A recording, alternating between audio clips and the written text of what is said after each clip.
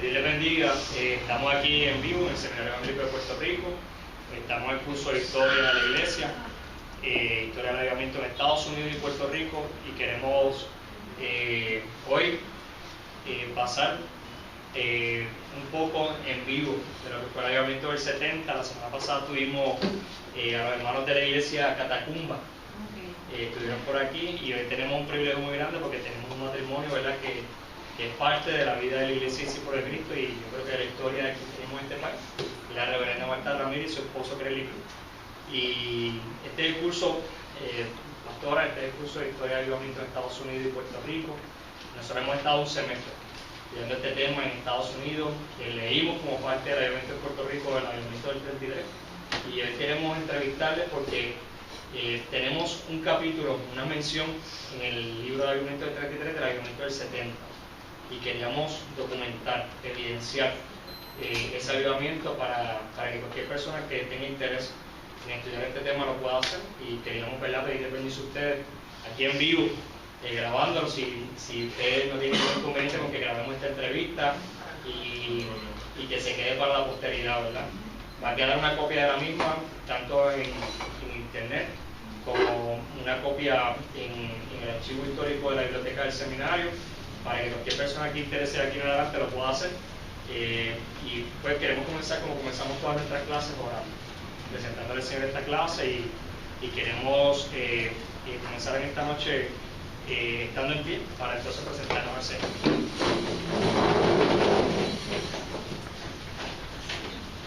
Señor, te damos gracias porque en esta noche nos permite reunirnos, porque nos da la provisión del tiempo, del espacio y el interés, Dios, para buscar este tema que es tuyo, y este tema que más que todo nos acerca a ti. Sabes que hoy tenemos una expectativa muy grande de lo que tú hablas de decirnos a través de la pastora Marta Ramírez y su esposo Crelly, y como clase, como grupo, en esta experiencia que hemos tenido durante este semestre, nos hemos preparado para este momento, Dios, y queremos recibir de ti, a través de ellos tu voz, a través de ellos tu inspiración, a través de ellos, Dios, esa vivencia que marcó la historia de nuestra iglesia en Puerto Rico y que sabemos que todavía está vigente. Te pedimos que tú dirijas este diálogo, este conversatorio, este espacio donde se convierte esta reunión en documentación historiográfica, y que todo lo que hagamos aquí, Señor, edifique muchas vidas, para la gloria y honra de tu nombre. Antes de comenzar, queremos verificar, ¿verdad?, como es un documento historiográfico, que las personas que vamos a entrevistar están lo suficientemente cuerdos, coherentes y vivos. Así que queremos primero que todo que se presenten, ¿verdad?, quiénes son ustedes, qué están haciendo ahora mismo, ¿verdad?, cómo están, y que le presenten al grupo también, ¿verdad?, dónde vienen y algunos datos que ustedes queremos conocer. Bueno, buenas tardes a todos nuevamente, Dios los bendiga. Me complace mucho poder compartir con ustedes. Cuando fui estudiante del seminario, hace 30 años, estaba muy joven, tenía 25 y acababa de llegar de unas experiencias maravillosas tocantes a todo este tema del avivamiento que comenzó en los 70, pero que permaneció bastante vivo como una década. Y yo estoy desde los 5 años en la Iglesia Cristiana Discípulos de Cristo en Puerto Rico, específicamente en la que ubica en la calle Camerillo en Bayamón. Ahí estuve desde los 5 hasta los 25. Viene entonces mi llamado al ministerio y salgo a pastorear la Iglesia Cristiana Discípulos de Cristo en Vega Alta, Pueblo, de la cual pues soy pastora los últimos 30 años. Allí comenzamos junto a mi esposo y dos niños que teníamos cuando yo estudiaba en el seminario. Descubrí en mi primer año que estaba embarazada de mi hijo Crelly, y yo le digo a él, que luego vino a estudiar aquí y se graduó no hace tantos años, que él está en el seminario desde el vientre de su madre. Así que yo hice mi embarazo completo en el seminario, y luego En mi segundo año vino el llamado pastoreal de la iglesia en Vegalta, que estoy pastoreando, como les dije, por estos últimos 30 años.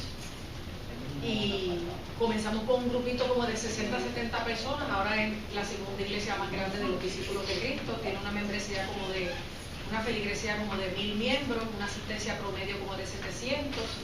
Luego de iniciar el trabajo, como al año comenzamos y abrimos una academia, Discípulos de Cristo, con pre-kinder, kinder y primero. Luego fuimos añadiendo grados y hoy pues ya tiene 29 años la academia y desde pre-kinder hasta noveno.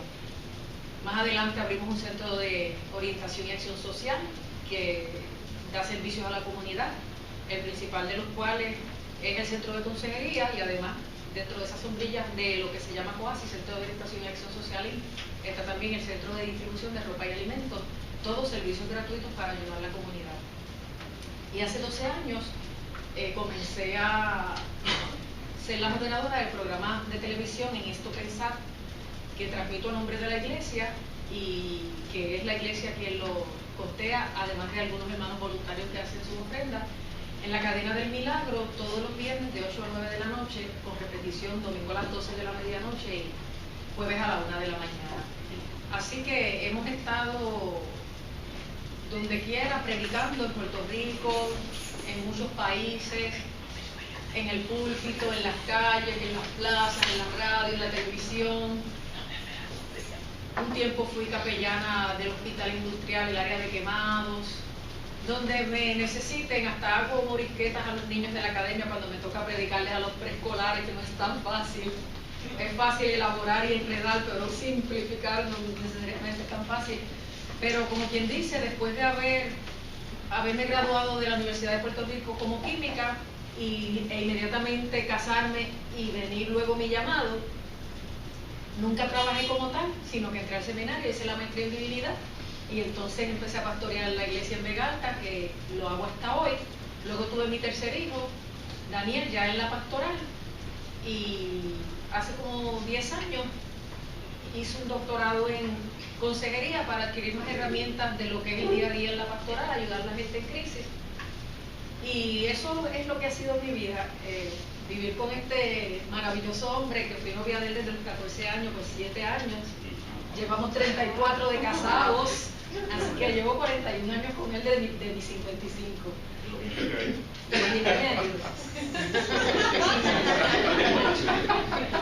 Tenemos esos 3 hijos, nuestra hija mayor, que es la madre de nuestras 2 nietas, nuestro hijo del medio, que es Crenly, padre de nuestros 2 nietos, y Daniel, nuestro hijo menor, que precisamente este verano se gradúa de su doctorado en química, no es casado ni tiene hijos, pero nos hemos dedicado a Dios, la iglesia, la familia, la comunidad y sobre todo extender el mensaje del Evangelio donde quiera Dios nos abre puertas y nos da los oportunidades. Bueno, mi nombre es Crenly Cruz Medina, soy natural de Bayamón. Llegué de la barriada de Vista Alegre en Bayamón, allí por la calle Comerío. Llegué a calle Comerío cuando tenía 3 o 4 años, de la mano de mi madre. Ella se convirtió al Señor y mi hermano y yo éramos niños en ese momento, así que crecimos en la iglesia de calle Comerío. Desde niño involucrado en todos los aspectos de la vida de la iglesia, músico en la banda, después en la tamburina, después evangelismo, educación cristiana, como maestro de escuela bíblica desde los 18 o 19 años, dándole clases a adultos en estos de doctores. Nuestro pastor, el reverendo Santana, era así bien atrevido con nosotros. Y tuvimos la oportunidad de trabajar en todas las áreas de la iglesia. Allí pues nos conocimos Marta y yo, ella se me declaró, dijo que quería ser mi esposa por toda la vida. Yo le dije que sí, que así pues hemos estado juntos todo este tiempo. Al llegar el llamado de Marta, yo tendría 25 años, yo tendría 27. Porque espérate, no, el llamado fue 2 años sí, antes. 2 años antes. Tengo 23 y tú 25. Exacto, ya era pastora seminarista, así que tenía unos 25 años. Pues yo rápido entendí lo que era, ¿verdad?, un llamado genuino de Dios que se venía cuajando desde la adolescencia de ella, pues sabíamos que tarde o temprano ese momento iba a llegar. Y hice desde antes de ese momento el compromiso de apoyar en todo lo que pudiera. En términos de profesión, soy farmacéutico. Yo trabajo en la industria farmacéutica hace ya 36 años, desde 1977 más o menos.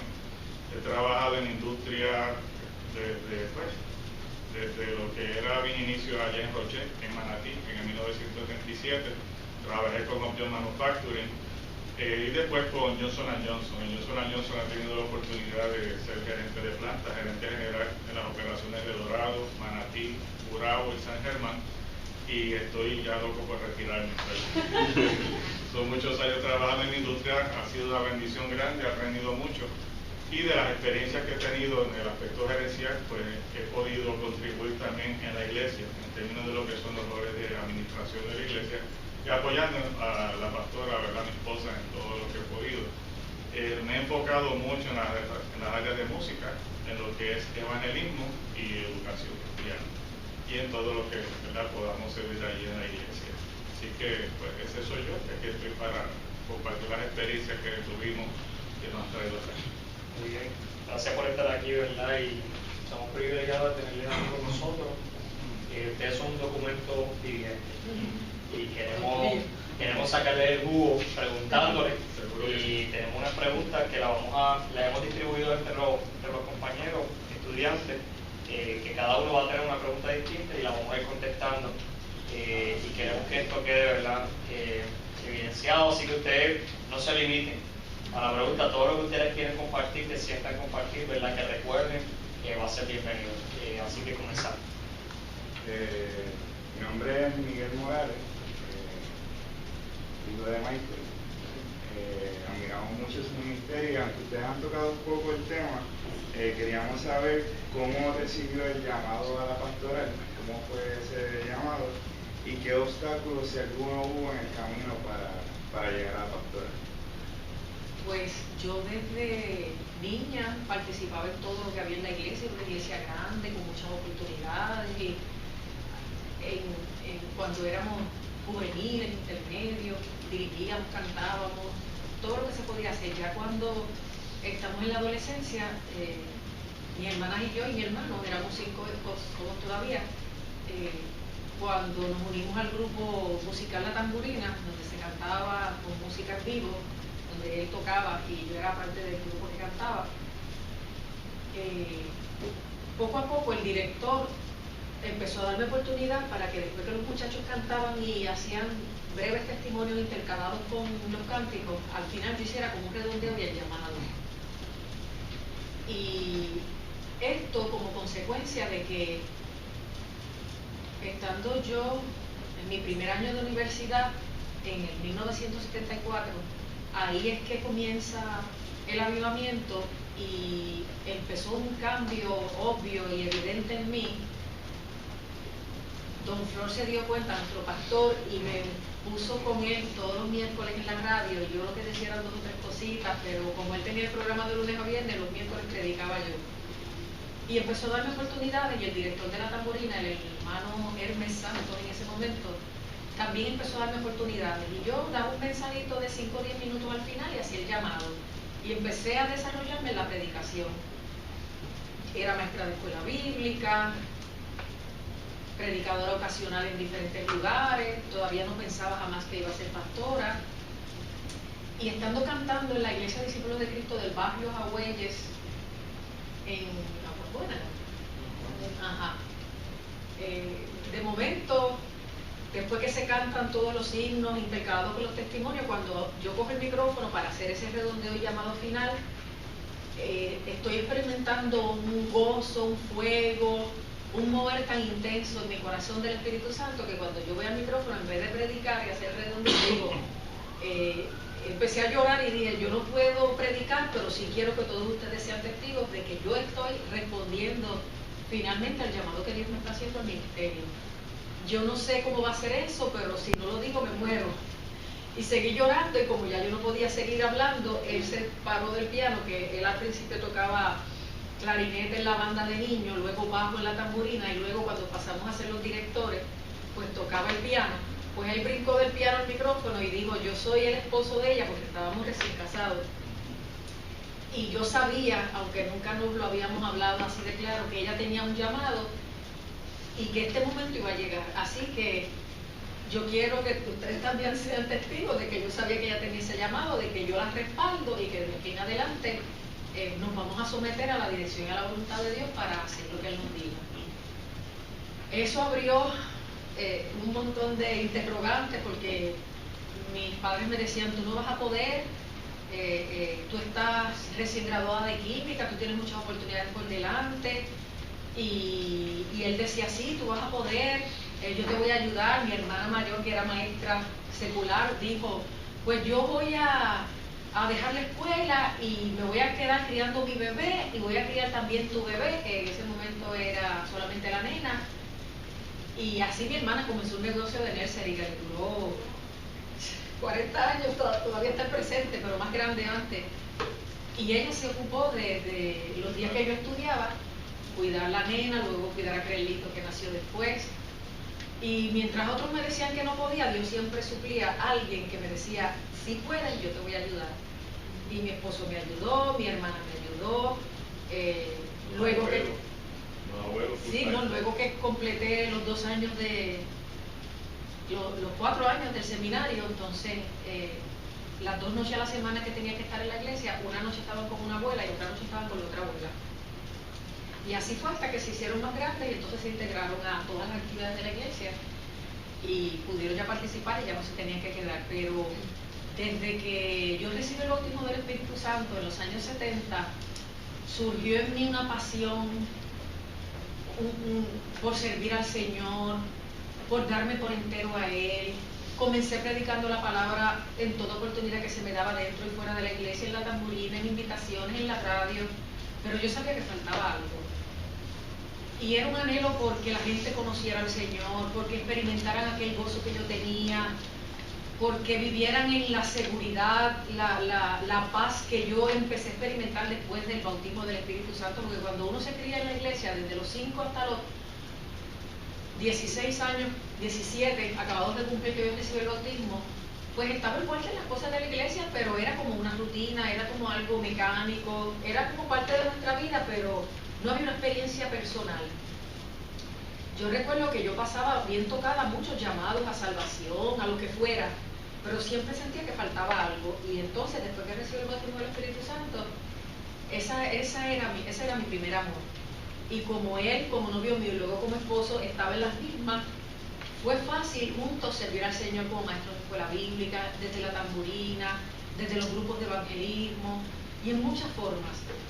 Y cuando yo finalmente digo, sí quiero aceptar el llamado al ministerio, como que todo cayó en su sitio y como que se hizo la paz, porque me había sentido bien tocada e inspirada por diferentes líderes eclesiásticas, no solo por mi pastor, pero en el caso de mujeres por... no sé si conocieron algunos de ustedes a la reverenda Amy García de Cortés. Ella es una predicadora evangelista tremenda que Don Flor la invitaba bien a menudo a dar campañas de Semana Santa en nuestra iglesia, y yo veía a esa mujer tan apasionada y con aquella forma que ella vivía, lo que predicaba, que ella me impactaba, me impresionaba. Luego, la licenciada Elizabeth Álvarez de Barbosa fue a ser la presidenta de la Convención de Iglesias Discípulos de Cristo en Puerto Rico, antes que fuéramos una iglesia como somos ahora. Y ella también me inspiraba, su liderato, su entrega, su compromiso con la obra. Y yo sé que fueron mujeres que me marcaron. Siempre me descarté. Nunca pensé que, gustándome las ciencias como me gustaban, teniendo la preparación que tenía, y viéndolo como un rol de hombre, que yo iba a estar ocupando ese papel. No es que nadie me dijo que no podía, simplemente yo misma no lo pensé. Pero cuando sentía cada vez más y más el llamado y decidí responder y sentí aquella paz y aquel aplomo y aquella certeza de que estaba en la voluntad de Dios, comencé a trabajar más intensamente en la iglesia. Ahí es que entonces hablo con mi pastor, voy al nivel central, empiezo los estudios en el seminario, descubro que estoy embarazada de Crelito, en el segundo año empiezo a pastorear y entonces aquello era un revolú. Él trabajando, yo estudiando, pastoreando con 2 bebés, pero aquello era, es y será nuestra vida. Hubo gente que no acostumbrado a la pastoral femenina, porque vi en un libro a alguien que estuvo haciendo investigación que yo era como la 5ª mujer pastora en el país, desde que empezaron a aceptar mujeres. Y yo llegué, tengo 55, pero a los 25, hace 30 años, igual que soy ahora. Yo soy yo, y yo soy mujer, y yo no hago lo que hago para parecerme a ningún hombre ni a ningún pastor. Yo dije, si Dios me llama mujer, yo lo voy a hacer a la manera de la mujer. Y la mayoría de los pastores del pueblo donde empecé cuestionaban, mire esa nena, mire esa muchacha, los que eran pentecostales decían, mira, con el pico pintado. Muchas críticas, pero yo estaba allí entregada con un entusiasmo, con un gozo, con mi esposo siempre a mi lado, mis nenes, de aquellas 60, 70 personas. Unos vinieron por curiosidad, otros por ver la muchacha aquella, el escándalo aquel de que estaba yo arreglada natural, no sobre arreglada como me ven ahora. Yo siempre me he arreglado, pero no en exceso. Y unos por curiosidad, después por un mensaje que era apasionado, bien evangelístico. Siempre mi mensaje es bien evangelístico. La iglesia empezó a crecer espontáneamente, y cuando vimos el crecimiento como resultado de todos esos elementos, empezamos a adiestrar líderes, empezamos a buscar formas de canalizar ese crecimiento integral. Y siempre tuve críticas, pero como que nunca me importaron. Yo no sé qué pasó, que aunque yo siempre estaba asustada, o sea, yo hice esto, yo estuve temblando, yo creo que hasta los 5 años, los primeros 25 años. Estos 5 todavía tiemblo, pero ya no me entero. Y siempre hubo críticas, pero yo estaba tan segura, tan convencida de mi llamado, sentía tanto respaldo del Señor, tan afirmada por mi esposo, no sé, tan aceptada por mi congregación, por el mover, por el crecimiento, por los frutos del trabajo, que no me importó. De hecho, una vez hubo una actividad en un parque y estaban invitados todos los pastores del pueblo, y allí caí yo era uno entre todos ellos, y uno de ellos me miró por encima del hombro y me dijo, yo como no creo en las mujeres pastoras.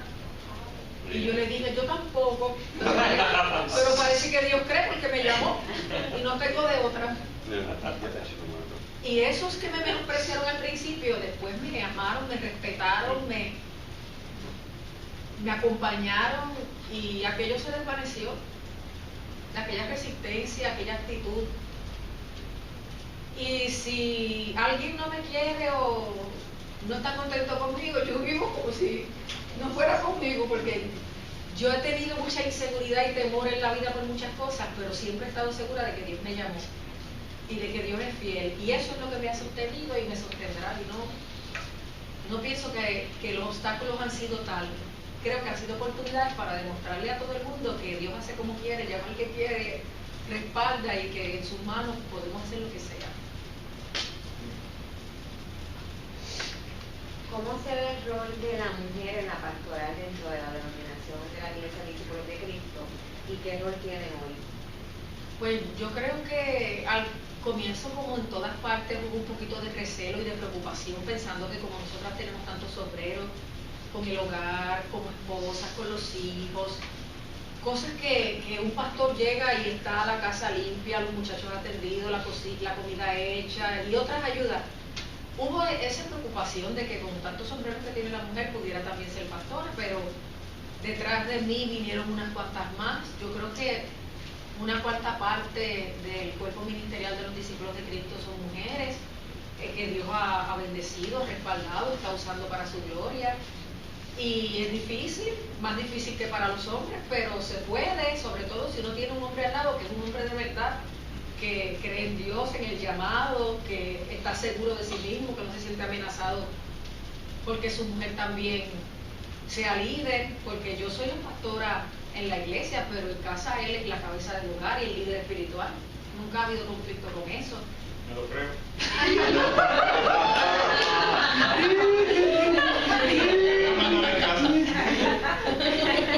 Y yo pienso que sí, para la mujer todo es un poco más difícil, pero nosotras en todo hemos demostrado que aunque sea difícil, metemos manos.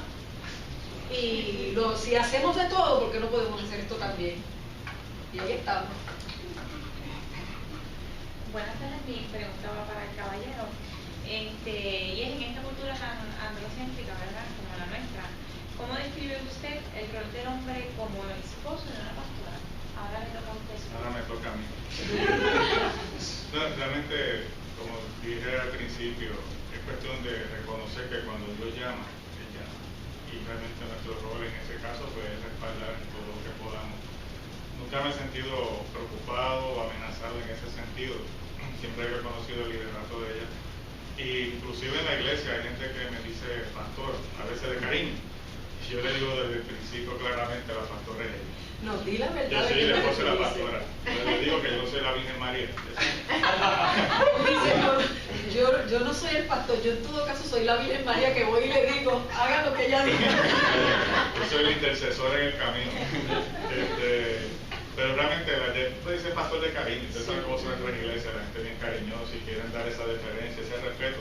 Pero realmente siempre he sido claro en afirmar el liderato de ella y que yo soy básicamente un líder laicomán dentro de la congregación. Y así como realmente hemos estado funcionando. Y para mí en ese sentido ha sido realmente un honor, ¿verdad? Una oportunidad. Y por otro lado, como líder, como esposo de la pastora, ella también me ha dado oportunidad de yo hacer cosas dentro de la iglesia, como líder de distintos ministerios, pues me ha dado también esa confianza de trabajar junto con ella, en trabajar en distintos programas, en todas esas áreas que hemos mencionado, evangelismo, dentro del aspecto administrativo, y ella pues escucha mi consejo, no siempre hace lo que yo digo, pero escucha mi consejo en ese sentido porque hemos estado caminando juntos en esto. Pero de mi parte, bien seguro, bien afirmado, y yo estoy claro, yo con Dios no peleo. Él la llamó y la respalda, y yo pues la respaldo realmente con toda libertad. Realmente no, para mí no ha sido un problema ese tema. Y él tiene un liderato bien fuerte como hombre industrial, como ejecutivo. En su familia pues lo aman, su mamá viuda desde joven crió a su hermano mayor y a él. Él en la iglesia desde niño pues era músico, líder, maestro. Cuando venimos a casarnos los dos habíamos hecho de todo en la iglesia. Yo creo que me botaban los baños y porque no nos lo pidieron, porque si nos llegaban a pedir hacemos también. Habíamos hecho de todo en la iglesia. Cuando llegamos a un grupo pequeño, él era pianista, pues entonces él se pone a tocar el piano. Creo que hasta compramos el piano nosotros. Compró un piano usado. Y yo me acuerdo que para educar la iglesia, yo decía, ¿a qué hora empieza el culto el domingo por la noche? Pues a las 6. Entonces yo veía que a las 6:10 llegaban 2 o 3, a las 6:15 2 o 3, a las 6:30. Y al siguiente domingo yo le digo a la gente, mire, el culto empieza a las 6 y yo voy a empezar con el que esté. Y el siguiente domingo empezamos él y yo solo, con los que venía allí. Y yo me paro el micrófono y digo, Dios les bendiga, no había nadie. Vamos a dar comienzo al culto, y cuando la gente empezó a llegar, que vio que ya estaba todo corriendo, y se dieron cuenta que era en serio. Pero en cuanto a él es un líder. Yo lo conocí como líder, es un líder en su trabajo, es un líder en su familia. Y yo me aprovecho de él, porque él es un hombre sabio, con muchas destrezas, con muchos talentos. Y cómo no voy a permitirle como a otros líderes que me ayuden. Y en verdad, la palabra no se equivoca, mejor son dos que uno. Y en verdad, yo creo que eso es lo ideal, que uno tenga un compañero o una compañera, si le toca escogerlo, si ya pues el llamado llegó con esa persona a cuenta, pues qué más da. Que crea lo mismo que uno, que reme en la misma dirección y que sepa que estamos al servicio de un mismo Dios y de un mismo Señor, y nos sometemos el uno al otro como al Señor. Y esa ha sido yo creo que el secreto, que nunca es lo que Él diga ni lo que yo diga, sino que creemos en la oración, buscamos dirección y finalmente se hace lo que los dos en consenso entendemos que es lo que Dios quiere que se haga. Y ha funcionado, gracias a Dios.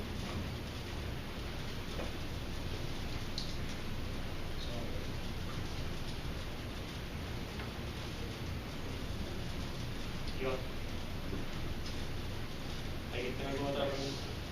Yo quería preguntarle, cuando hace la investigación sobre el libro del Avivamiento del 33, que lo leímos en esta clase, ¿qué descubrió? ¿Qué lo llevó a esto? Sí, la iglesia madre del Avivamiento del 33, calle Comerío. Yo crecí en la iglesia de calle Comerío. Y yo de niño escuché muchos testimonios relacionados a lo que fue ese avivamiento del 33. Cuando pasan los años, yo llego a mi adolescencia, tengo que admitirlo, lo digo en mi libro, en la introducción, yo entré en una crisis de fe. Básicamente, empiezo a dudar un montón de cosas. una cosa es conocer la historia, otra cosa es vivirla, una cosa es escuchar de Dios, otra cosa es tener tu experiencia con Dios. Y la realidad es que cuando yo tengo esa experiencia, voy creciendo, sigo yendo a la iglesia, porque era mi uso y costumbre, pero no tuve una experiencia cercana con Dios. Y esa historia y esos testimonios estaban en mi cabeza, pero realmente como que no le daba o credibilidad o como que no era la cosa conmigo. Y tengo una crisis de fe profunda, realmente. No digo existe Dios, no existe Dios, todo esto que está aquí es cierto, no es cierto. Y fue dentro de ese contexto, yo tenía como 16 años. Entraste a la universidad temprano. Entré a la universidad, de 16 años yo entré a la universidad, fui jovencito.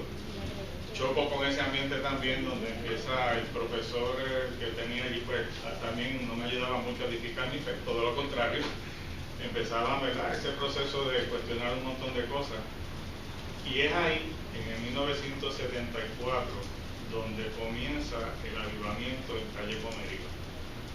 Ese avivamiento empezó un sábado, 7 de septiembre, y yo iba a la iglesia a todas las actividades. Tenía una razón bien poderosa para ir a la iglesia. Iba a ponchar. El suegro mío no me dejaba ver a Marte, era bien estricto, no me dejaba visitar en la casa, así que donde yo ponchaba con mi novia era en la iglesia, gloria a Dios por la iglesia. Y siempre que había una oportunidad de ver en la iglesia, pues lo veíamos allí. Pues yo fui ese sábado con el mismo propósito. Sin embargo, ese sábado por la tarde era un círculo de oración. El pastor había invitado al reverendo Francisco Segarra, ministro pentecostal, para ministrar el bautismo del Espíritu Santo. Era un señor pentecostal, tenía una imposición de mano, y él había estado en Ato, Texas, y allí se movió el Espíritu de una manera tremenda, y el pastor lo invita, viene a Calle Comerío, y ante mis ojos, por primera vez yo estoy viendo lo que me habían contado los viejitos de la iglesia.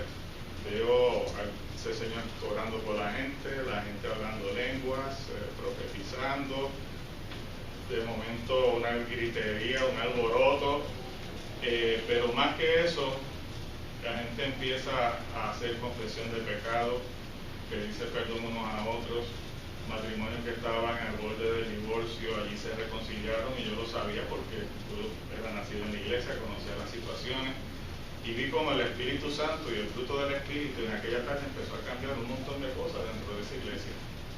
Hermanos jóvenes dentro de la congregación, que entre ellos y yo no había mucha química, vinieron y me abrazaron y me dijeron yo te amo, y yo, eso aquí. Debido al impacto de esa experiencia, cuando yo veo eso, yo pues me cuestiono y digo, oye, parece que esto es verdad, parece que Dios es real, parece que el poder del Espíritu Santo es una realidad, y yo entonces empecé a buscar esa experiencia. Pasaron como 2 meses o 3. En noviembre lo recibimos. Estuvimos nosotros, por lo menos Marta y yo, estuvimos 2 meses que cada vez que se llamaba a ministrar pasábamos al altar y no pasaba nada. 2 meses toda la noche, porque tan pronto comienza el avivamiento, el reverendo Santana entiende el momento que está viviendo la iglesia, cambió el programa por completo y se dejó dirigir por el Señor, y entonces básicamente habían cultos casi todas las noches, y había también cada culto, a la oportunidad, cada servicio se ministraba para el bautismo del Espíritu Santo. Ya no solo por Segarra, los ancianos, los jóvenes, todo el que había recibido el bautismo del Espíritu Santo, le ponía la mano a otro y empezaba a orar para que lo recibiera también esa experiencia. Y yo pasé infinidad de veces, y realmente nada pasaba. Entonces, pues era mi conclusión, te lo dije, esto es una psicosis colectiva. El ya que grita, el otro se le pega, el otro aquello, el otro lo otro, tú esto es fake, esto no es nada. Sin embargo, lo que estaba viendo me decía que había otra cosa, milagros de sanidad, gente que se sanó de cáncer, gente que se levantó de silla de ruedas en la congregación, gente de distintas condiciones que eran sanados a los ojos de nosotros. Así que yo no tenía la experiencia, pero otros la estaban teniendo, ¿verdad? Así que seguía yendo, hasta que una vez en la noche llaman otra vez a ministrar, la pastora, mi novia, pasa y me dice vamos, y yo le dije no, yo no voy a pasar más vergüenza, pasa tú. Yo me quedo aquí, y porque yo sé que esto no es para mí, así que dale. Para mi sorpresa, ella sí recibe entonces el bautismo del Espíritu Santo allá por la administración del hermano Segarra, y todos los hermanos, mucha gente, y yo me quedo acá mirando como espectador, y yo digo, pero ¿qué pasó aquí? digo, yo voy a entrevistar a Marta cuando llegue porque ella no me va a engañar. Cuando Marta viene y se sienta al lado, yo le digo, Marta, eso es verdad, pero ella no me podía hablar porque ella estaba hablando en lengua. No me podía contestar en español. Y entonces ella de bochorno, imagínense los novicitos, ese bochorno de... Pues entonces ella hablaba bajito para que yo no lo oyera. Yo le decía, Marta, pero eso es verdad, entonces me acercaba. Entonces hasta finalmente se sosiega, se calma, ella entonces me dice, sí, creen que esto es verdad. Y mira a ver lo que hace, porque ahora tú no puedes estar por un lado y yo por otro. Así que yo sabía lo que eso quería decir. Porque realmente espiritualmente yo no andaba muy bien, o sea, yo tenía un deseo, un vacío, pero realmente yo no estaba en una relación recta con Dios. Esa noche fui a mi casa, era un jueves en la noche, como les comenté, y yo me arrodillé en mi cuarto y le dije, Señor, yo no puedo más con esto. Si de verdad tú existes, y en ese aspecto hice una oración donde reté a Dios y reconozco mi estupidez en ese sentido, pero funcionó. Le dije, Señor, si de verdad tú vives, si de verdad tú existes, y yo veo la sinceridad en mi corazón, yo te pido que esta noche tú me bautices, porque yo no puedo más con esto. Y si no pasa esta noche, pues olvídate de mí, porque realmente entiendo que tú no quieres nada conmigo. La manera en que yo puedo escribirle, joven, es que yo sentí la experiencia de una inyección de aire en el pecho. El espíritu es neuma, ¿verdad? Aire. Sentí como que me inyectaron aire en el pecho, y cuando yo abro mi boca para hablar español, ya no puedo hablar español. Yo salí hablando en lenguas a borbotones. Estaba totalmente consciente de lo que hemos tenido esa experiencia, saben lo que estoy diciendo, y estaba consciente de todo lo que está sucediendo. Yo forzaba mi boca físicamente para hablar español y no podía. Yo estuve hablando lenguas sin parar como 1 hora, 2 horas en mi cuarto. Ahí levanté a mi mamá, levanté a mi hermano, les dije, traté de explicarles lo que estaba pasando. Ellos todos iban a la iglesia, vieron lo que estaba pasando, me dijeron, tranquilo, sigue ahí gozándote. Mañana hablamos. El asunto es que yo estuve en esa nube como 2 o 3 semanas, donde yo caminaba por la Yupi con la mochila, y era hablando lengua, glorificando a Dios, y como siempre digo, no más que hablar, la lengua fue la señal, pero realmente la claridad que vino a mi mente, los temores, las dudas, todo eso se disipó. Dios hizo su obra, yo le pregunté, yo lo reté, le dije que me contestara y él me contestó esa noche. Mi vida cambia radicalmente y en adelante se afirma mi fe y mi compromiso, nuevamente fue eso, ayudar a nuestra relación. Pero ahora yendo a su pregunta, cuando paso toda esa experiencia, Calle Comerío está viviendo un avivamiento extraordinario, quizá más grande de lo que fue en los años 30. Yo hablo con el pastor y le digo, don Flor, alguien tiene que escribir esta historia de lo que está pasando aquí. Y él me dijo, qué bueno que tienes inquietud, escríbela tú. Y el pastor yo estaba pensando en Israel Narváez, o en Laura Bochán, o en Rafael Yanni, que me dijo, qué bueno que tienes inquietud, escríbela tú. Así que en mi primer trabajo, yo escribí la historia de Calle Comerío desde su fundación hasta el año 82-83. Dentro de esa historia hay un capítulo del avivamiento del 33. Cuando me percato de que, después pasan los años, me doy cuenta que del avivamiento del 33 había poco escrito, y lo que se había escrito estaba suelto, no había un trabajo que cubriera todo de principio a fin, y que realmente hablara de los milagros que pasaron ahí, porque muchos se van por la cuestión teológica, lo que pasó, el significado, el impacto de la iglesia, pero los testimonios de las cosas, ¿verdad?, tremendas, los milagros de los muertos resucitados, de la gente sanada de tuberculosis, de los endemoniados que eran liberados a la palabra, eso se estaba perdiendo.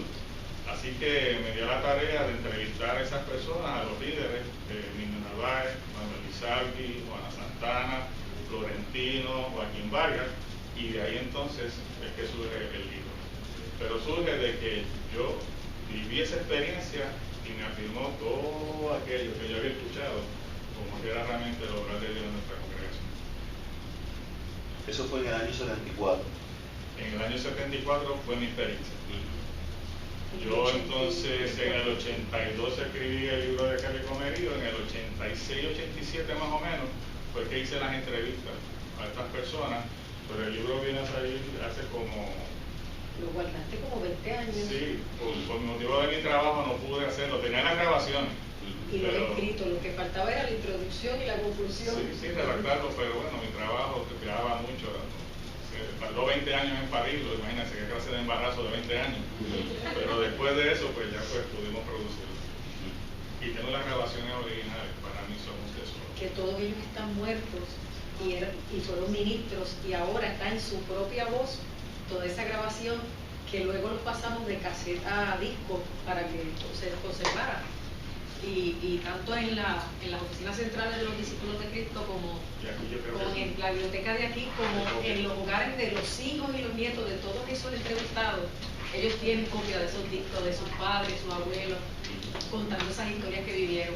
De hecho, a nuestra iglesia fue el mes pasado una persona que vino de viaje buscando quién era Kremlin, y entonces pues le decía, es el esposo de la pastora, y se acabó el culto y dijo, mire, yo soy fulana, cuéntale eso, que yo no me acuerdo el nombre. no me acuerdo el nombre, creo que es la hija de Carmen Sempri. Ajá, ella le dice, yo soy fulana, y él le dijo, sí, mucho gusto. Yo soy la hija de la señora que usted cuenta que resucitó, yo estaba allí, y toda nuestra familia habla de cómo mami murió y las horas que estuvo muerta y cómo fue resucitada, y yo quería conocerlo porque por fin alguien lo escribió y antes de que esa historia se perdiera. Eso fue mi niño Álvarez siendo pastor de la iglesia de Buenavista, en el 8. Él está predicando, le avisa que una hermana está enferma, que corra, ¿verdad? Que está moribunda. Pero mientras está predicando, la persona muere. Así que le manda mensaje otra vez, pastor, no se ahorre, que ya se murió. De todo modo, él dice, pues, cuando acaba, voy a consolar a la familia, pero cuando vaya, ya llega, ya han pasado 2 o 3 horas, siente la unción del Espíritu Santo y le dice, la voy a levantar. Vale, pone la mano encima, y la mujer abre los ojos, está letargada, y le dice, Señor, despierta esta mente por completo. Y la mujer se sienta y dice, ¿por qué me mandaron a buscar? Y esta mujer, ¿verdad? Obviamente, él da el testimonio, esta persona es esta, la familia es esta, está documentado, pero para mi sorpresa viene la hija y dice, yo soy la hija y yo estaba allí. Y nuestra familia toda ha sido testigo de eso. ¿No? Y fue ante la cara de todo el barrio, porque se acababa de morir una persona importante y sabe que las casas se llenan cuando alguien del barrio muere, y hubo mucha gente que estuvo allí en aquellas horas en espera de que el pastor llegara y de que ella ya había fallecido. Sí, pero donde quiera que voy, o sea, yo he dado dentro de la iglesia nuestra, cuando he podido hablar de esto, lo que me han llegado continuamente es testimonios de corroboración. Sí, mira, mi abuelo, mi tío me habló de esto y me dijo que esto había sido así. El otro, hace poco me encontré con uno de un pastor y me dijo, sí, papi hablaba de esto, aquello y lo otro, que he pensado hasta la segunda parte, porque realmente hay muchos testimonios que me han llegado de corroboración de lo que está aquí, pero también de otras cosas nuevas. Y esos testimonios son hijos, familiares, De los originales. De los originales. Son testimonios de primera mano, de personas que estaban ahí. Pero es que entré en la entrevista, pero quería preguntarle, ¿cuánta influencia hay del avivamiento del 33 en el avivamiento del 70? ¿Qué cosas se repitieron? ¿Qué cosas usted puede decir? Nosotros vimos esto de primera mano y era lo que nos decía. ¿Cuánta influencia hay? Es que sí, pues hubo una repetición de las cosas que nos contaban. O sea, vamos a hablar, ¿verdad? Por parte, la adoración. La adoración de la iglesia se avivó de una forma, o sea, nuestra iglesia estaba letargada, tengo que decir. Lo que era Calle Comerío en los años 70, era una iglesia que estaba realmente letargada, apagada, sin deseo de trabajar, y el pastor desesperado, porque él sabía que la cosa no estaba marchando como se suponía. Cuando llegue esta experiencia, se renueva la iglesia de una forma extraordinaria. El gozo, los cultos, ya la gente no estaba mirando la hora. Era cuestión de seguir por ir para abajo mientras estuviera, ¿verdad?, bajo el fuego, bajo la bendición. Lo que fue la misión, lo que vimos en el 33, un fervor evangelístico extraordinario, donde Calle Comerío sale por ahí los laicos a fundar iglesias. Volvimos a ver lo mismo también en los años 70. La cantidad de pastores que salieron del avivamiento del 33, la cantidad de pastores que salen del avivamiento del 74 en el campo de los discípulos de Cristo, de Calle Comerío nada más, o sea, Marta Ramírez, Marto Raca, Jerry Cintrón, Amel Casilla, Elena Narváez, David Alicea, Jerry Cintrón, Alba, no me acuerdo el apellido de ella, Fefe Yanis. O sea, después de unos periodos de sequía, donde uno no veía nada de eso, de momento Lester McGrath salen de esa experiencia muchos ministros y pastores, misioneros. Jóvenes nuestros se fueron en el barco Rulos, otros se fueron a Juventud con una misión. ¿Desde cuándo no veíamos eso? O sea, pero fue lo mismo que pasó en el 33, donde de Calle Comerío salió gente a fundar iglesias en Nueva York, en Paraguay, en Argentina, en México. Que Sí. se renueva la adoración, se renueva el compromiso con servir al Señor, con la evangelización y la búsqueda de las almas y de dar el conocimiento a todos de esta palabra. Es como hay gente que me dice, pero ¿cuál es la diferencia? Y yo le digo, mira, es el mismo bistec. Lo que pasa es que antes lo teníamos, ahora lo tenemos en la estufa y antes lo teníamos en el congelador. ¿Dónde sabe mejor? ¿Dónde huele mejor? ¿Dónde es más atractivo? ¿Dónde despierta más interés? Es el mismo bistec. ¿Dónde? En el sartén, cocinándose, oliendo, o en el congelador. Y definitivamente, cuando viene esta unción, es como no solamente el testimonio interior de gozo, paz, llenura, plenitud, satisfacción, sino de convicción, de seguridad, de testimonio del Espíritu, de valor, para hacer cosas que no lo hubiéramos hecho de otra manera, como le decía Pablo a Timoteo, un espíritu de poder, de amor, de dominio propio. Y realmente todo fue transformado. Lo más impactante para él y para mí era que como casi nacimos en la iglesia, él estaba como desde los 3 años, yo desde los 5, cuando esto viene a ocurrir, que yo tengo 17 años y él 19, conocemos a todo el mundo y vemos nuestros amigos, los más títeres, los más doble vida, los más sinvergüenza, todos adorando, todos sirviendo, todos dedicándose. Y entonces, por ejemplo, yo me di cuenta que entre los dones que me tocó a mí, terminábamos un ensayo de la tamborina y me decían, pues vamos a orar. Y yo empezaba a orar y pasaban 2, 3, ay, ora por mí. Entonces yo empezaba a orar por la gente y empezaban a recibir el bautismo del Espíritu Santo. Y yo, rayo, no me lo esperaba. Tanto nos gustó que empezamos todos los domingos quedando a los jóvenes después del culto, encerrados en el nursery de la iglesia, en ayuno hasta las 3. ¿Cuándo tú ves eso? Y allí orábamos unos por los otros. Una vez oramos por una de las muchachas, Damari, y ella tenía unos espejuelos de cristal bien gruesos. Y después que oramos, ella decía, ay, no veo bien. Y se quitó los espejuelos para limpiarlos y cuando se da cuenta, se había sanado de la vista y ya no necesitaba los espejuelos. Otra vez se ha ido el tic, que le habían encontrado cierto tipo de cáncer, leucemia fue. También oramos por ella, adolescentes orando por adolescentes y el Señor la sanó. Otro muchacho joven le encontraron cáncer en los testículos, creo que fue, ¿cómo era que se llamaba aquel chavo? Y los muchachos oramos por él y se sanó, fuimos al hospital. O sea, eran tantos los testimonios, eran tantas las cosas que nosotros ya se convirtió en algo del día a día, ver a Dios fiel, caminando como uno, contestando la oración, ayudándonos. Bueno, para nosotros lograr este noviazgo contra toda oposición, porque en la iglesia se oponía a la gente, en casa se oponía a la gente. Fue bien difícil, pero era como Dios guiando, llevándonos hacia algo que tenía. Pudimos estudiar química en farmacia, pero a la larga todo el embudo se cerró y se llevó hacia lo que era el plan de Dios. Y hemos visto a Dios tan real. Yo me acuerdo que cuando estaba madurando el noviazgo, un día dijimos, ay Dios mío, ahora que Dios camina con nosotros tan cerca y es tan real, esto será de Dios, nos deberemos casar algún día. Y recuerdo que le pedimos a una anciana de la iglesia Discípulo de Toteja que orara por nosotros y no le dijimos nada.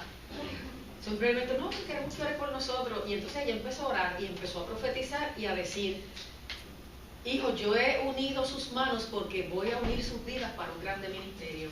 Éramos 2 adolescentes, pero en efecto lo que ella dijo pasó. Y así hubo tantas experiencias que Dios fue confirmando.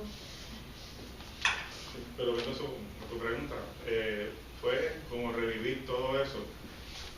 Ya he llegado al punto de que me inquieto y digo, esto no se puede perder en la historia, entonces hay que escribirlo, hay que documentarlo, y cuando uno ve realmente, es quizás lo que uno ve en cada avivamiento, se reaviva todo eso. El llamado, el servicio, el ministerio, la misión. La agrupación de jóvenes de que le estábamos hablando, nosotros éramos unos fiebrúes, o sea, estamos hablando de un grupo de cerca de 100 jóvenes. Éramos 30 o 40 antes de la experiencia. Después que viene el avivamiento se convierte en un grupo de casi 100 jóvenes. y nosotros salíamos a predicar en las iglesias, y si no había iglesia nos parábamos en las esquinas. Y en las plazas. Todos los fines de semana. En cualquier pueblo de la y no isla. estoy exagerando. Todos los fines de semana. Los jueves por la noche ensayábamos y viernes y sábado nos íbamos a cantar y a predicar donde apareciera. El domingo en la iglesia otra vez. Sí, que imagínese un grupo de 30, 40, 50 jóvenes en una esquina, pues obviamente el impacto. Pero no era tamborina solo, o sea, que ahí vamos en el tema. En la década de los 70 esto fue un avivamiento que arropó a Puerto Rico. Usted oye de la agrupación Discípulos en Acción. Básicamente las mismas experiencias, el grupo de avivamiento de la Iglesia de Defensores de la Fe. Era realmente un momento donde el mover de Dios en todo Puerto Rico fue, en mi opinión, ¿verdad?, el avivamiento más grande que haya arropado a Puerto Rico con esa intensidad. Y en los mismos años se prendió. Se prendió el mismo fuego por todos lados. Y cuando nos encontrábamos, de momento decíamos, mira, yo de hecho cuando entrevisté al doctor José Martínez, pastor de la Alianza de Carolina, hace como unos 6 meses lo entrevisté en el programa de televisión, y cuando estoy contando, él me está contando, después de que terminado el programa, yo le digo, mira, si en esos mismos años esto y aquello, y coincidió que mientras él estaba teniendo la misma experiencia en los mismos años en su iglesia de Alianza, yo la estaba teniendo acá. Y así muchos ministros contemporáneos nuestros que nos cuentan, unos en Catacumba, otros los bautistas, otros como en la Alianza, nosotros los discípulos, en los mismos años estuvieron viviendo cosas similares. Es como regresar al libro de los Hechos. Por eso, mira, aunque me digan, eso no es así, eso es figurado, eso es tratando de explicar, pero como yo lo viví así, pues yo no tengo ningún problema de creerlo y de pedir que vuelva a ocurrir de la misma manera, porque lo escuché de otros que pasó en el 33, lo viví en la década de los 70, eso estuvo prendido como 10 años, bien prendido, y luego continuó, pero no con la misma intensidad. Y uno cuestiona muchas cosas cuando está tocando de oído, cuando es de referencia, cuando alguien te cuenta, cuando es solo leer, pero cuando tú lo vives, tú no tienes problemas con creerlo, porque es real en ti. ¿Cómo eso que continuó, pero no con la misma intensidad? El avivamiento fue como las aguas fueron volviendo a su nivel, y las nuevas generaciones empezó a pasar como pasó con el 33, que ya no eran los protagonistas los que lo vivieron, sino los hijos de aquellos. Por ejemplo, mis hijos yo los crié en la iglesia, contándole todas estas cosas, pero ellos no han recibido el bautismo del Espíritu Santo y creen en Dios, conocen la Biblia, han estudiado formalmente como Crelly, que estuvo en el seminario, pero todavía de primera mano no tienen las experiencias que nosotros tuvimos, y sé que las van a tener. Y entonces vamos a ver que el gas pela. Yo no lo juzgo, porque antes de yo tenerla no creía en nada, pero una vez vivo todas esas cosas, sí. Y eso viene, porque vemos el mover y el ambiente preparándose como ocurrió en aquella ocasión. Sí, y realmente es lamentable, ¿verdad?, pero es la historia. Esto llega a un pico y de momento llega un plató y después como que empieza a declinar, y entonces los que hemos vivido eso nos desesperamos. Digo, pero ¿qué pasa? Jóvenes, busquen, jóvenes, vamos a orar, seguimos. Y ustedes ven que en unas iglesias se mantiene el fuego más encendido que en otras, más ardiente que en otras, y las experiencias se siguen viviendo, pero en otras como que se apagan por completo. Y realmente entendemos que el tiempo de Dios, para que se reavive y tengamos una nueva visitación de Dios, entendemos que ya está, que es necesario, y que el ambiente está listo, y cuando veo las circunstancias históricas y sociales, el fuego que está preparado para que el fuego arranque nuevamente. Yo me acuerdo cuando yo era estudiante del seminario, en mi primer año, que yo venía prendidita, yo venía con esos fresquecitos, y yo tenía compañeros que sabían de dónde yo venía y me decían, ¿y tú hablas lengua? Y yo decía, sí. Me dice, pues háblame 2 o 3, sacaba un lápiz, papel, háblame 2 o 3 lengüitas para apuntarlas y practicarlas en casa, y se burlaban de mí. Y yo, chévere. Pero cuando tenían necesidad, entonces venían con el rabo de la fatalidad por mí, de verdad, que estoy pasando por esto, aquello y lo otro. Y yo me acuerdo que mi ensayo de integración para graduarme, a mí me tocó con Hito. No sé cuántos de ustedes lo conocieron, porque él ya murió, y los estudiantes de otra generación fueron los que cogimos clase con él, pero él era terrible, por lo menos para la época que yo estudié. Y yo recuerdo que a mí me tocó él como mentor en el ensayo de integración, y cuando yo le conté mis experiencias, él se me quedó mirando así y lloró, él se le salieron las lágrimas y me decía, ¿por qué nadie me contó esto antes? ¿Por qué nadie me dijo antes que esas cosas pasaban? Porque yo le conté montones de cosas que estaban pasando en ese momento, y él se quedó, pero sobreimpresionado, y me creyó. Y me dicen que los años siguientes otros estudiantes compartieron experiencias similares a la mía con él y él tuvo un cambio. Que era un hombre religioso y brillante y conocedor, pero en el sentido que nosotros entendemos, la vida del espíritu no tenía de eso. Pero después aquello como que empezó a desarrollarse en él. Hasta que la marca se retiró y luego murió.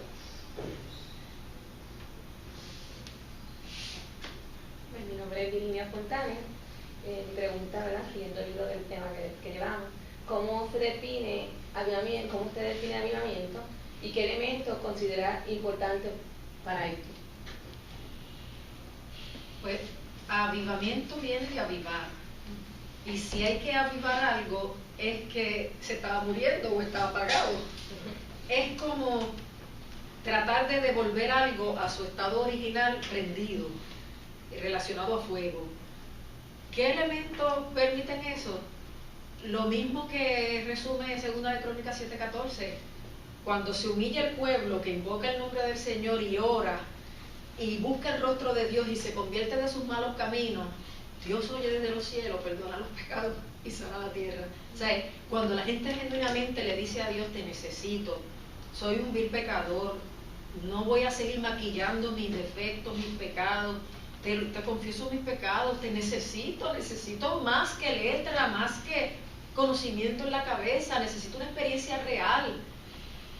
Perdóname, lléname, visítame, ocúpame, haz algo, que mi vida cobre sentido, propósito, que mi lámpara se encienda. Cuando la gente con esa sinceridad, con esa transparencia, con esa humildad, reconoce su pecado y su necesidad de Dios y lo busca en oración y constante, Dios termina visitándolo y llenándolo. Y eso era lo que nosotros hacíamos, porque esto es por gracia. Pero cuando hay avivamiento, es como como cuando quitan las compuertas de una represa, ¡fua!, se lleva todo el mundo arrastrado. Yo cuando el avivamiento, si yo oraba por 10 personas, 8 recibían el bautismo, 2 no. Después que pasó el avivamiento, vamos a poner, ahora, antes yo oraba por 10, 8 lo recibían y 2 no. Ahora yo oro por 10, 2 lo reciben y 8 no. Sigue Dios respaldándome con poder, con sanidades, liberaciones, bautismos, pero no en la misma intensidad como cuando hay un avivamiento, como que es una cosa fuera de control, aunque no es descontrol, Dios la tiene bien en su control. Nosotros somos los que a veces la hacemos deslucir porque somos seres emocionales o queremos impresionar. Yo recuerdo un muchacho de la iglesia que tenía tantos complejos cuando recibió el bautismo del Espíritu Santo y Dios lo empezó a usar en profecía, abría aquella boca porque todo el mundo oyera que él hablaba lengua y que profetizaba. Y después le dio como una soberbia espiritual y total después terminó apartado. O sea, los problemas de la gente emocionales o de controles o las necesidades de reconocimiento pueden hacer deslucir una experiencia tan preciosa. Pero no es que el Espíritu Santo sea desordenado. No, tú estás en plena conciencia, tú lo estás disfrutando. Si tú eres como yo, si yo no tuviera este esposo, yo corría todo el templo, ¡ah! Pero gracias a que él me ve, pues yo alabo, yo alabo, yo lloro, yo adoro, yo me gozo, pero tranquilita. Pero él me ha enseñado, acuérdate que la Biblia dice que, Pablo dice en 1 Corintios 14, hágase todo decentemente y con orden. O sea, no podemos faltar a la decencia y al orden a nombre del Espíritu, porque si se falta, no es el Espíritu, es la carne de uno, las emociones de uno. Y más hoy día que tanta gente en tortilla de la azotea, que tratan de atribuirle a Dios y al Espíritu Santo cosas que no son, pero... Sí, tomando de la palabra que hizo, es una visita especial de Dios. Un avivamiento es una visitación especial de Dios donde Dios toma el control de todo. Y parece que hay un descontrol y realmente Dios tomando control de todo. Y en esa visitación especial de Dios se ve la realidad del poder de Dios obrando y trabajando. Más allá de teoría, más allá de conceptos, tú ves que Dios es real, contesta la oración, cambia, transforma, sana relaciones, sana gente, sana iglesias. Y esas experiencias pueden ser a nivel individual, como pues, las personas que están viviendo una experiencia, un avivamiento personal, a nivel congregacional, a nivel denominacional. Lo que estamos clamando es que sea a nivel de la nación. Que es el tiempo de que la nación completa sea arropada por esa visitación de Dios, como lo vimos en los 70, que fue una cosa que la iglesia de las catacumbas, ¿verdad? Estuvo con ustedes, la iglesia, la casa del joven, el ministerio de G. Ávila, realmente ahí es que arranca en todo su esplendor.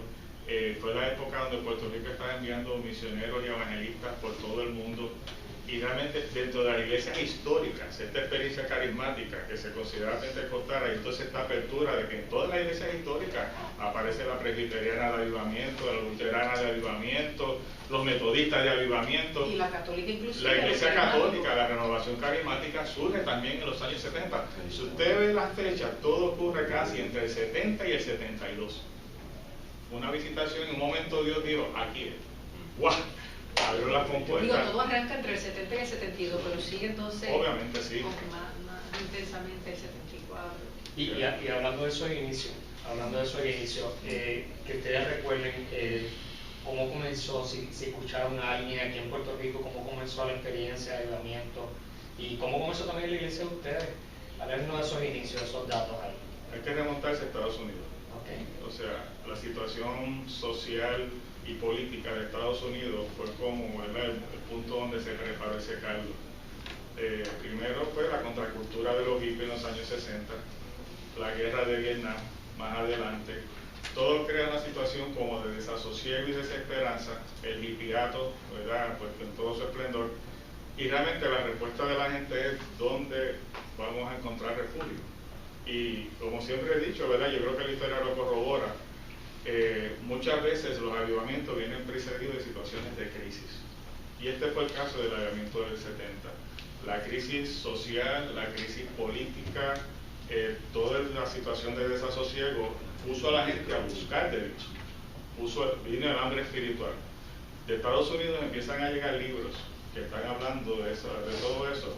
Entre ellos, quizás el que más impacto tuvo, en mi opinión, La Cruz y el Puñal, entre La Cruz y el Puñal de David Wilkerson.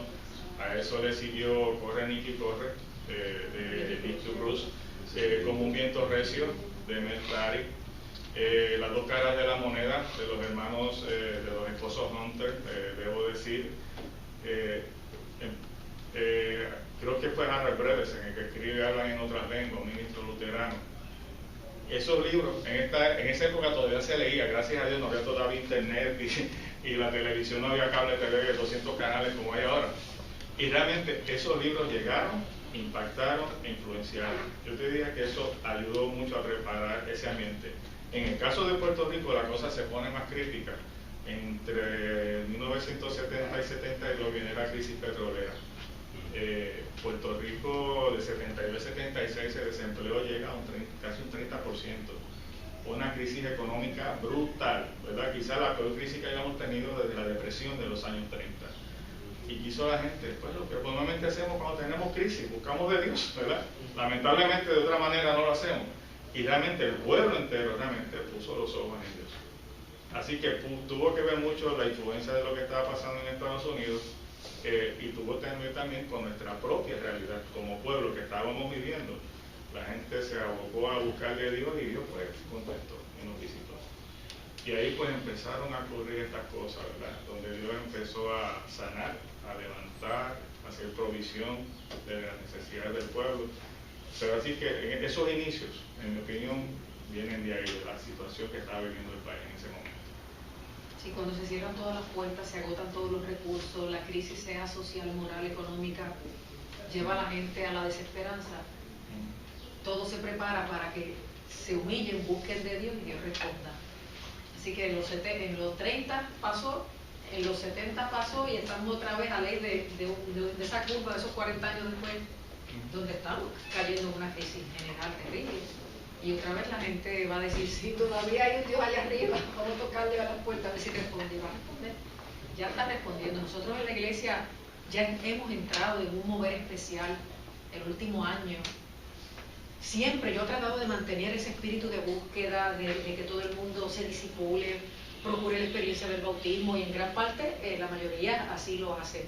Pero las generaciones nuevas, esos muchachos, inventando con ellos música, teatro, muchas cosas para mantenerlos ahí activos, envueltos, porque en verdad no tienen una experiencia. Y esto no es una religión, esto es una relación.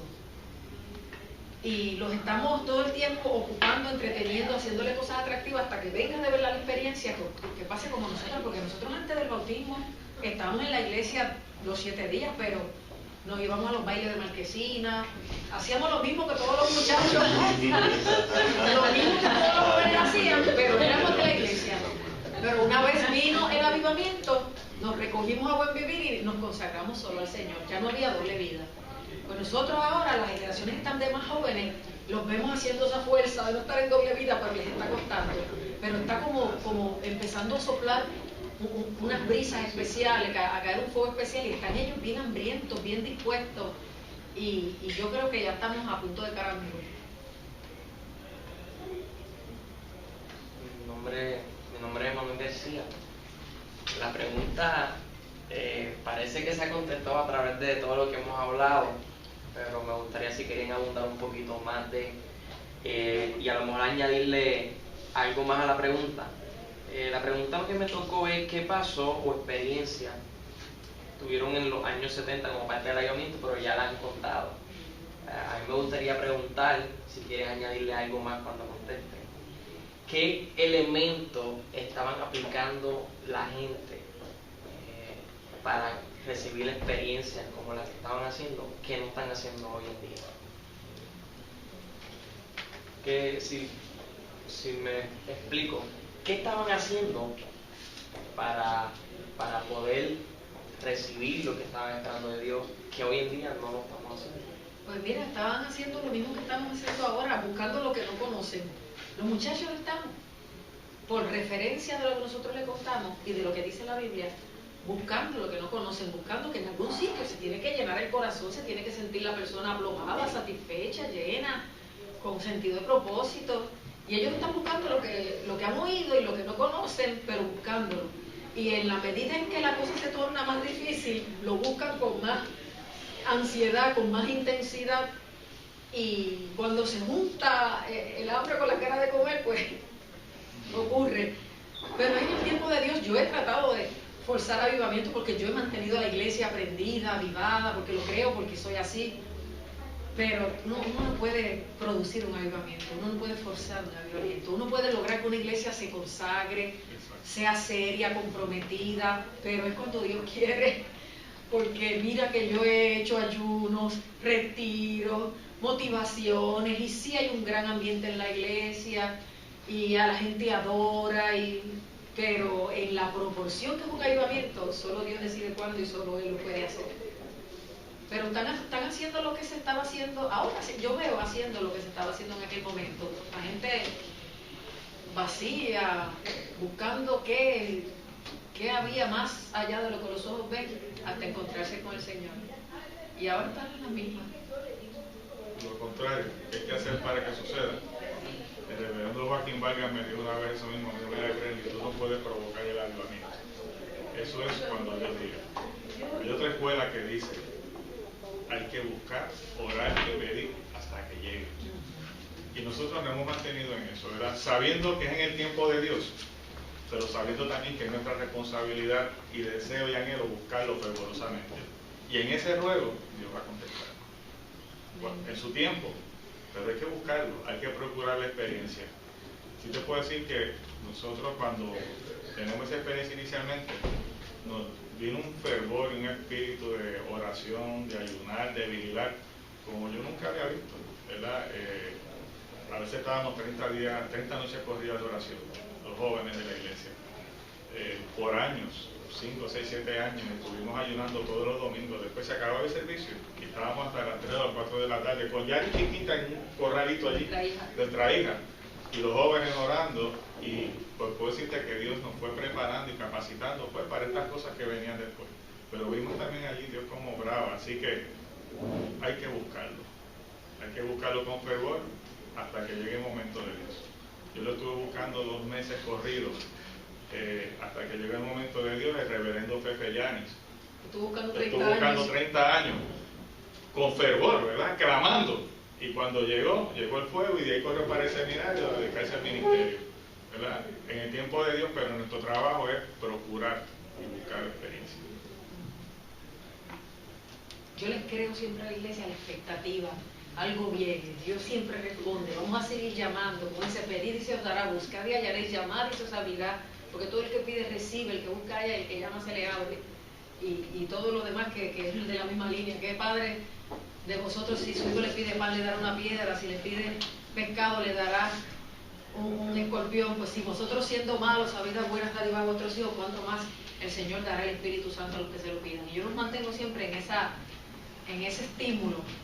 Métanse con Dios, oren, busquen, conozcan, reclamen lo que hay ahí, pregúntenle a Dios si es el mismo como Él dice ayer y por los siglos, si eso todavía puede pasar. Y muchos han tenido unas experiencias tremendas. En unas vigilias que dimos a principio de año, una de las jóvenes de 15 años que estaba en un momento bien horroroso, familiar, donde se había atentado contra la vida de ella. Y en esa vigilia viene no lo digo despectivamente, vino este viejo que había sido pastor 50 años, un pastor retirado, nos estaba visitando, otro más joven predicó, y después en un momento de la administración el otro vino a ayudar a ministrar, y el que tocaba se iba para atrás y nadie sabía, adiós, y todo el mundo uno cachando, espérate que se cae, que se enchueca. Y cuando ora por esta nena, cayó al piso que no podía callarse, hablando lengua, y aquello fue un contraste contra lo que estaba viviendo tan feo, tan duro, tan doloroso, contra aquella llenura que fue maravilloso. Yo digo, wow, que grande es la misericordia de Dios. O sea, las cosas siguen pasando, pero no en la proporción que pasaban. De hecho, por esa nena oré yo meses antes en un retiro de la academia, ya no como oveja mía, sino como estudiante. Y cuando yo oré por ella, empezó a dar unos gritos y unos alaridos, que era otra voz, otro rostro, y una fuerza que no podían entre 3 hombres aguantarla, los maestros tratando. Y yo calmé la situación, le ministré más o menos como que... Pero después cuando siguió en la iglesia volvió a haber un incidente así, que cambió la voz, que cambió el rostro, que tuvo una fuerza extraordinaria, que uno sabía que había una manifestación demoníaca, y le ministramos hasta que recibió liberación.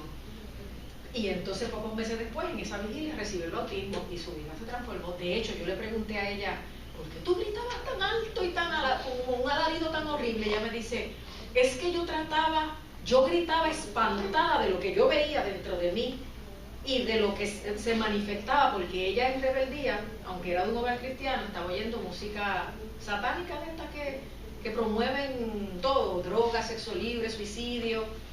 Y ella dice que a partir de ese momento ella empezó a amargarse y a experimentar unas cosas extrañas. Y que cuando ella gritaba así, ella gritaba por lo que escuchaba, la voz que escuchaba atormentándola, acusándola, mortificándola. Y ella gritaba tratando de apagar esa voz. Pero no es hasta que recibe liberación que ello se apaga. Y estuvo bastante tranquila hasta que después recibió el bautismo. Y ahora es otra persona. Eso pasó en enero de este año.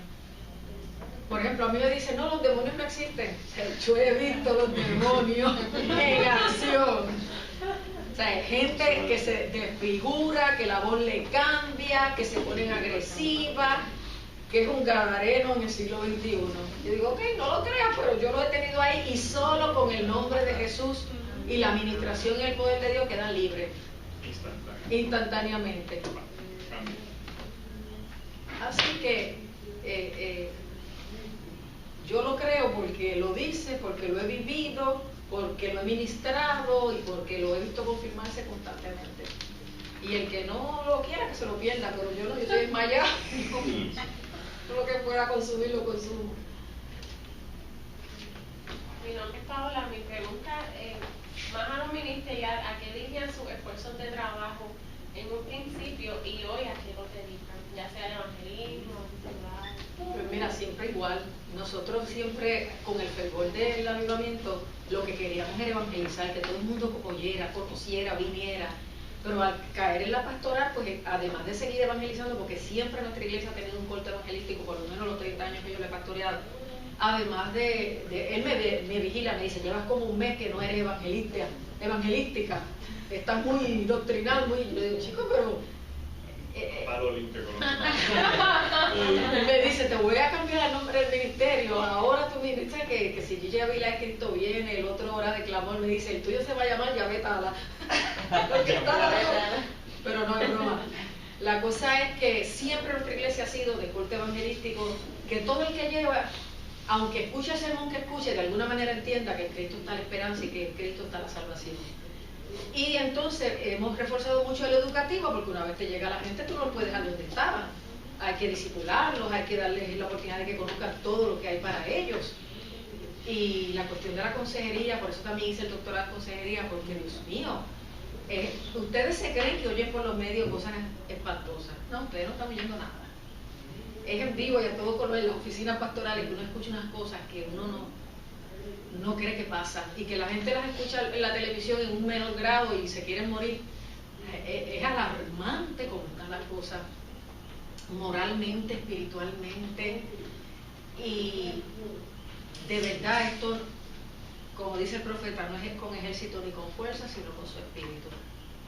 Yo he llegado a la conclusión de que los evangelizo, los discipulo, les ministro sanidad interior, los ayudo, pero cuando a mí me explota una bomba de esa al frente, yo digo, Dios, en mi mente, Dios mío, dirígeme cómo le entro a esto, porque aquí ni el bachillerato en química, ni la maestría en divinidad, ni el doctorado en consejería sirve. ¿Qué tú vas a hacer? Y me pongo a orar por la persona y Dios le ministra y le habla y la liberta. Y yo después que se va, yo gracias. Ay, Señor, gracias, porque yo no hubiera podido manejar esta situación. Eso es el pan de cada día. Pero siempre creí en la evangelización y la educación y lo sigo haciendo. Sí reforcé la consejería y el alcance más allá de la iglesia local y de nuestro pueblo, a todo Puerto Rico, a otros países. Ya el mes que viene voy a Cuba por 7º año corrido, ayudando allá más en lo social y en lo económico, porque ellos tienen una iglesia fuerte, buena, con la iglesia que yo estoy trabajando, que es la Iglesia de Dios. En muchos países, pero trato, como yo soy pastora a tiempo completo, cuando salgo a congresos, a convenciones, a eventos grandes, a retiros de pastores, porque no puedo estar haciendo muchas cosas chiquitas, porque no puedo desvestir un santo para vestir el otro. Pero, y a través de la televisión, tratando de aprovechar el tiempo y tener un mayor alcance y dar a conocer lo mejor que yo pueda, promover en la gente que salgan a las misiones, apoyando misioneros. La directora de Wycliffe para las Américas es miembro de nuestra iglesia, que es traductores bíblicos, no sé si lo conocen, que es la agencia que se encarga de tratar de lograr que a toda lengua y etnia le llegue la palabra de Dios en su lengua original. Y todo lo que se pueda, pero todo es cumpliendo la misión. Nosotros no nos hemos desenfocado de la misión, y por todo el mundo y predicar el evangelio a toda criatura, y usamos lo que se pueda. ¿Cuándo yo iba a pensar que yo iba a permitir los jóvenes haciendo, no pantomima, que se ven tan sublime y tal, no, haciendo coreografía plena, Bomba. haciendo, pero cosas bien ensayadas, bien apropiadas, y yo manejando la generación de los viejos, que no se escandalicen, dándoles a entender, mira, déjame engancharlos a través de las artes, sin salirse del orden y del respeto. No hay que hacer una chabacanería, ni una cosa, ni una carnalidad, pero déjame envolverlos, porque a través de las artes hemos pescado muchos jóvenes y los tenemos ahí, y la palabra no vuelve atrás vacía. Es una semilla que se siembra, que a la larga da fruto, la seguimos regando, allí se enamoran. Como nos enamoramos nosotros, no estábamos convertidos, pero nos enamoramos en la iglesia. Y yendo a la iglesia a ponchar porque no puedo ir a casa, allí nos convertimos, allí nos discipulamos, allí nos convertimos en maestros, en líderes, allí nos casamos, allí tuvimos nuestros hijos, y hacemos lo mismo con todos estos muchachos, hasta que tengan su experiencia, pero los atraemos de todas las formas habidas y por haber. Y llegan, y después llegan por los panes y los peces, llegan por Cristina, llegan por las motivaciones secundarias, pero después terminan teniendo la experiencia que necesitan para quedarse puestos por los motivos correctos y ser siervos del Señor. Yo quería hacer una pregunta, perdonen ustedes, pero es que quiero aprovechar el momento. Ustedes han hablado mucho del bautismo en el Espíritu Santo, y en una iglesia histórica, como los discípulos de Cristo, hablando del bautismo en el Espíritu Santo, que es tal vez algo que es típico de la iglesia pentecostal. Me gustaría que me hablaran cómo definir el bautismo del Espíritu Santo, si el don de lengua es la expresión, ¿verdad?, igual que la iglesia pentecostal, si hay una distinción, y que hablaran de la iglesia en Calle Comerío antes de esa experiencia de los 70, que entonces Don Flor invita a este pastor para que ore por la gente específicamente para que reciban el bautismo del Espíritu Santo, ¿verdad? ¿Cómo se define ese bautismo del Espíritu Santo y cómo la iglesia lo veía antes? Si es que la iglesia de discípulos se hizo tal vez una iglesia más pentecostal, por así decirlo, después de esa experiencia, que habla un poco sobre eso. No es que la iglesia de discípulos de Cristo, las iglesias históricas se hagan más pentecostales, es que la experiencia de Pentecostés le pertenece a todos los cristianos. Y lo que estamos es rescatándolo para que sea patrimonio de todos y no de unos pocos. Y en el contexto de las iglesias históricas, que desde la base hay mucha educación y mucha formación bíblico-teológica, pues viene dentro de unos órdenes y de unas estructuras más seguras. Porque ellos tienen la misma experiencia, pero quizás no son como nosotros, tan exagerados en ser balanceados, en respetar cada parte de la base bíblica. Pero yo entiendo que lo que pasó el día de Pentecostés en el libro de los Hechos, que estaban unánimes juntos, ¿sabes? Estaban en una misma actitud, en un mismo espíritu, estaban buscando, esperando lo que no conocían, y se manifestó con viento, con lenguas de fuego, con esa nueva adoración, los oían hablando en sus propias lenguas las maravillas de Dios. Y fueron, como dijo Jesús, investidos de poder desde lo alto. Es algo que viene de afuera, desde lo alto, y que cae sobre ti. Pero más que solamente quedar sobre ti, es como cuando está sobre ti porque empezó dentro de ti y te llenó completo y se desbordó, y entonces te llena por dentro y por fuera, rebosando. Cuando dice el rey David, mi copa está rebosando, es que Dios empieza a llenar tu corazón de una experiencia diferente a la de salvación, donde tú sientes literalmente los ríos de agua viva, que cuando en el último gran día de la fiesta, ¿sabes que en Juan 7 lo dice? Jesús se puso en pie y alzó la voz y dijo, si alguno tiene sed, venga a mí y beba. El que cree en mí, como dice la Escritura, de su interior correrán ríos de agua viva.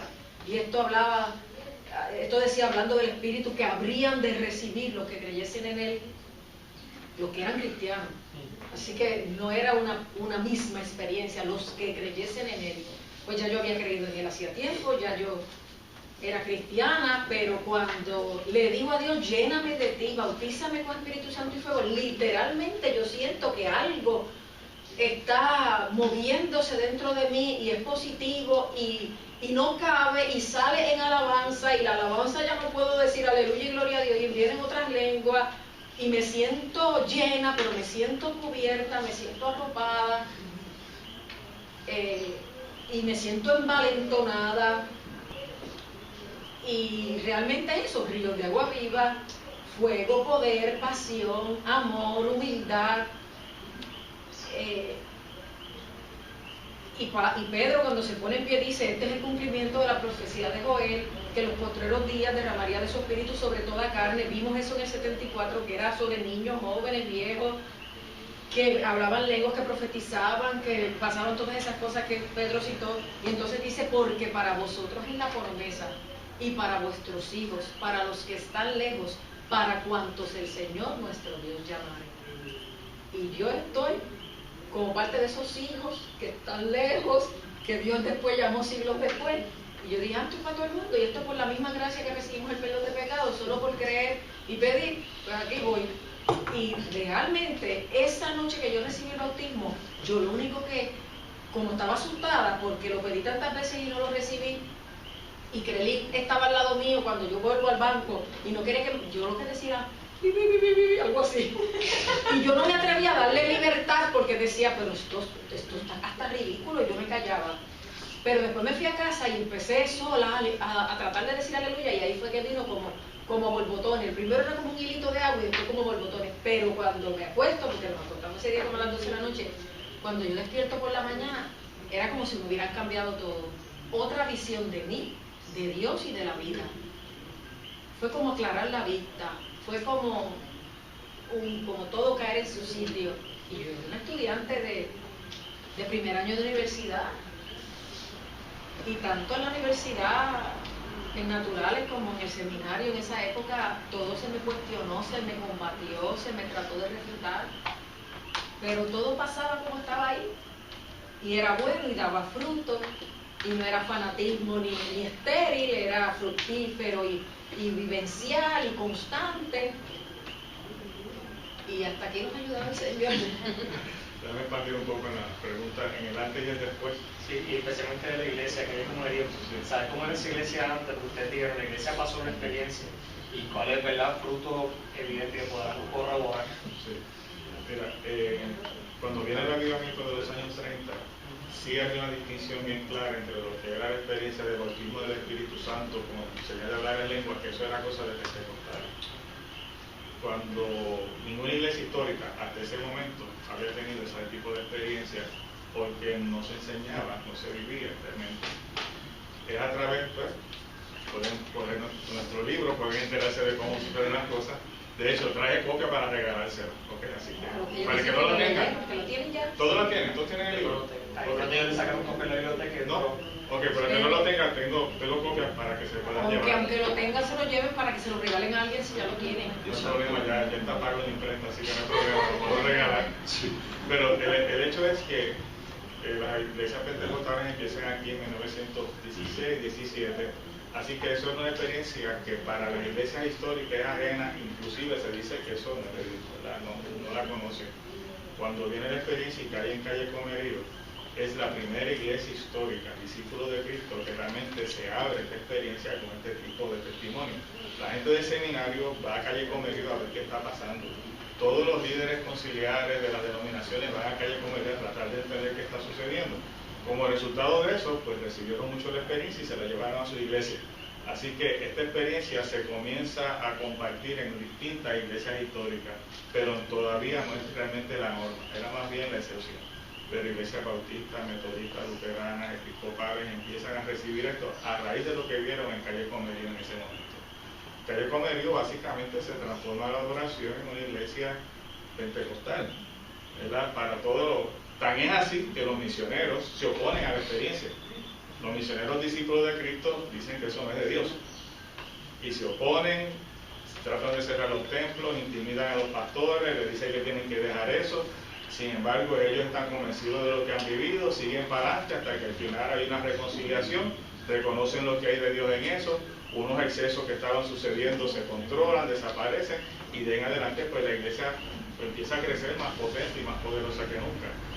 Está cerca de 10 o 15 años en esa experiencia, pero cuando viene la otra generación, la nuestra, la de los 50 a los 60, que ya eso es historia, empieza a declinar, y tengo que decir, mi generación es una generación de cristianos fríos, tibios, carnales, como diría Gigi Ávila, o sea, carnales, esa es la realidad, y muchos de los que eran más jóvenes, mayores que yo, matrimonios jóvenes, pues estábamos en la rutina eclesiástica, esa es la realidad.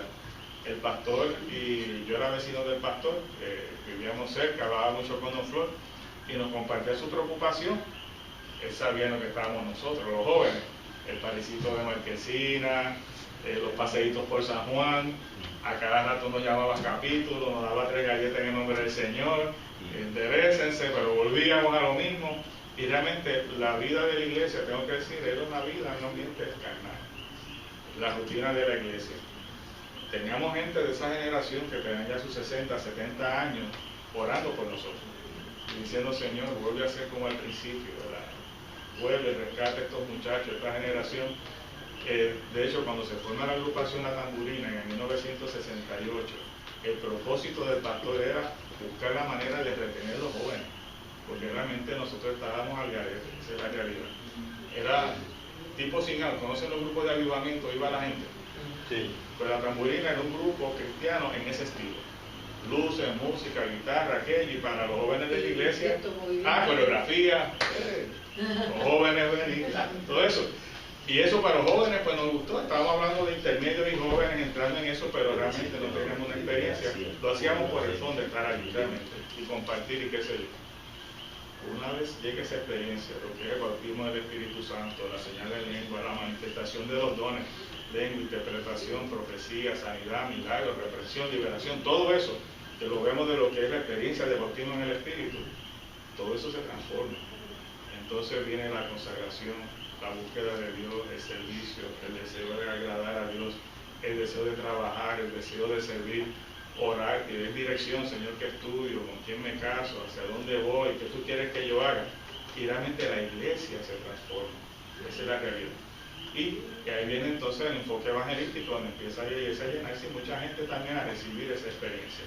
Gente que pasaba por el frente de la iglesia y eran atraídos y llegaban al altar. Momentos donde el pastor se paraba a hacer los anuncios y pasaba gente al frente a convertirse. No ha predicado todavía. Un hombre llega, pastor, yo digo que arrepentir. Este hombre dice que se quiere arrepentir. Yo no he predicado, pero hay alguien más que se quiere arrepentir aquí. Pasan 40 personas al altar. Dime tú si eso no es avivamiento, ¿verdad? Lo que digo es la intervención directa de Dios, clamando y tocando. Los jóvenes de Tamborina estamos cantando cantamos 4 o 5 himnos. No hemos terminado de cantar cuando la gente empieza a hacer a veces si se quiera ver con mis hermanos. Fuimos a la iglesia bautista en Ponce. Una noche que yo realmente no olvido porque éramos todos jovencitos, entre 15 y 20 años. Estábamos allí cantando y de momento de la pastora, en ese momento la joven empieza a predicar, hace el llamado y viene un muchacho de momento endemoniado, viene un joven lleno del espíritu, lo toca, reprende el demonio, el muchacho cae de rodillas, viene otro igualmente con la misma actitud, lo toca, lo reprende, cae de rodillas. En ese momento como que se aguanta todo y la pastora entonces empieza a hacer el llamado de salvación. En ese momento la pastora la basta y empiezan esos jóvenes y las personas a llegar a recibir a Jesús como Señor y Salvador de su vida. O sea, que realmente todo eso, una transformación que vivimos y de en adelante pues la iglesia siguió en ese tipo de actividad de crecimiento y contagiándolo a todo el mundo, ¿verdad? A todas las otras iglesias que visitábamos, porque la misma sed, el mismo deseo estaba pasando en todas las iglesias históricas en ese momento. Fue quizás el momento donde esa apertura a lo que es la experiencia carismática vino a suceder en todo Puerto Rico en los años 70. ¿Alguna otra pregunta? Queremos reconocer en medio nuestro al doctor Samuel Silva Otay, que está ahí. Él viene para el curso de Historia de la Iglesia, que es el próximo curso que vamos a tener, pero queríamos aprovechar, ya que él está aquí, ¿verdad? Si él quiere tener alguna pregunta, algún comentario, lo vamos a hacer. No puede llegar, no me atrevo ni saludar nomás. Sí, muy bien, muy bien. Ahorita vamos a estar entrevistándole porque vamos a estar tocando el tema del fundamentalismo y el tema de los apóstoles de la iglesia de hoy, que eso es un tema que vamos a estar trabajando ahorita en el curso de Historia de la Iglesia, y vamos a estar hablando un poquito del libro del profesor Samuel Silva Otay, Cristianismo Revolucionario, un capítulo que trabaja la ética revolucionaria. Así que adelantamos eso desde ahora. Quería preguntarles para cerrar, si alguien tiene alguna pregunta, estamos cerrando. Para cerrar, ¿tienen fotos, algo que ustedes hayan guardado de esa experiencia o algún lugar donde podamos conseguir más información? Nosotros tenemos un montón de los compromisos de la Tamborina, o sea, de momento en que estábamos ministrando así. Hay que buscar. Están por ahí, ahora hay que buscar, pero sí, como les comenté, las grabaciones de las entrevistas, esas están. Muy bien. No, pero esas son del 33. Del 33. Él dice del 74. Ah, del 74. Ahí había. Nosotros teníamos una fotógrafa, historiadora del grupo que... ¿Y tienen eso guardado? Sí, que tenemos un montón de fotos y yo también. Pero Son tú no puedes con una cámara captar el bautismo, sí, la expresión, la administración. Pues sería bueno entonces para la próxima, para cerrar, ¿verdad? Queremos agradecerles que estén aquí con nosotros y más que privilegiados, ¿verdad? Que ustedes estén aquí, que han sacado de su tiempo para compartir esta experiencia con nosotros y este curso, para nosotros la experiencia ha sido, ¿verdad? Muy rica, porque nosotros estuvimos viendo el avivamiento desde el siglo XVIII, vimos todo el siglo XIX, vimos parte del siglo XX y pues había un vacío en esa década de los 70 hasta el presente, por lo menos aquí en Puerto Rico, y están todos los hermanos de las catacumbas con ustedes, han hecho una aportación muy valiosa. Y para efectos de los que están en el internet, este libro, ¿dónde lo pueden conseguir, Creli? ¿Cómo lo pueden conseguir? Si alguien está interesado. Sí, Creo que todavía lo consiguen. Sí, yo quiero un libro de eso. ¿Cómo no? Seguro no. Entiendo que todavía se catálogo se consigue. Si no, puede llamar a la Iglesia Discípulos de Cristo en Vega Alta al 883-0809. Ahí se podemos hacer llegar una copia. 787-883-0809. Muy bien, y este es el de la Historia de Avivamiento del 33 de los Discípulos de Cristo en Puerto Rico. Vamos a ver si algún día se escribe, el de la década de los 70, y se puede quedar esa evidencia. Y vamos a orar por eso, y queremos cerrar esta experiencia con un espacio de oración. Y yo había pensado nosotros orar por ustedes, pero a medida que hemos estado en el diálogo, creo que cambia la perspectiva, ¿verdad? Y me gustaría que fueran ustedes los que oraran por nosotros. Y me gustaría que todos los que están en el internet pues, también entraran en este espacio, ¿verdad? Ya ahora invito en vivo, hay gente entrando en internet, les enviamos saludos, pero también a aquellos que van a ver esto posteriormente grabarlo, si ustedes están hablando aquí de que está a punto de caramelo, es probable que mucha de la gente que ve este video vive esa experiencia. Y sería tremendo, ¿verdad?, que no tienen ese privilegio de orar por nosotros y por estas generaciones que de vida hemos oído. Si ustedes están aquí en el seminario, es porque algo pasó en sus vidas que Dios vino a ser la respuesta y la prioridad. Algo les está produciendo esperanza, una experiencia de salvación, pero algo más. Les está produciendo el deseo de hacer más, de capacitarse más, de servir más, de tener más recursos, más herramientas para ello. Dejen de un lado todo prejuicio y díganle al Señor, si eso todavía pasa, yo no quiero vivir. Si esto no es tuyo, no dejes que me toque.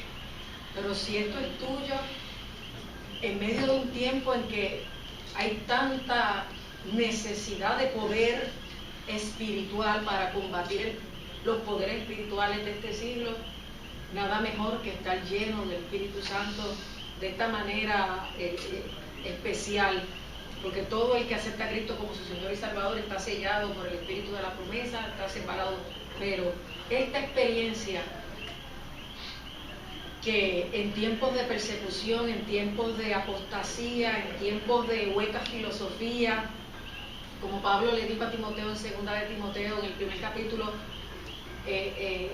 se llenan mis ojos de lágrimas al pensar en ti, en la fe no fingida que hay en ti, que tiene que haberle en ustedes, como la hubo en tu abuela Loida, en tu madre Eunice, y sé que también en ti, por lo cual, y vamos a orar ahora, pero en este contexto, por lo cual te aconsejo que avives el fuego del don de Dios.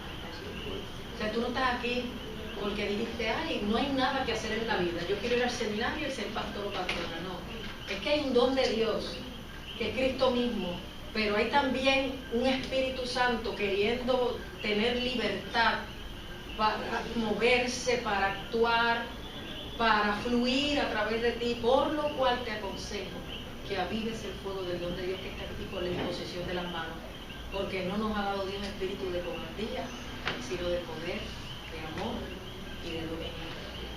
Así que vamos a orar.